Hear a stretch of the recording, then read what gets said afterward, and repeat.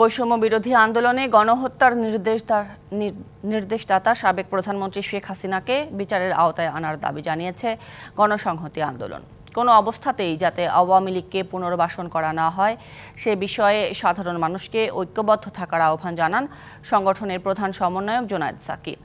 বিকেলে মোহাম্মদপুরে ছাত্র জনতার গণ অভ্যুত্থানে নিহত শহীদদের তালিকা প্রকাশ ও স্মরণ সভা অনুষ্ঠানে প্রধান অতিথির বক্তব্যে তিনি আরও বলেন, ছাত্র জনতার গণ অভ্যুত্থানের মধ্য দিয়ে দেশ আওয়ামী ফ্যাসিস্টের হাত থেকে রক্ষা পেয়েছে, তবে এখনও আওয়ামী লীগ ও তাদের দোসররা দেশব্যাপী ষড়যন্ত্র করে জনগণকে বিভ্রান্ত করছে।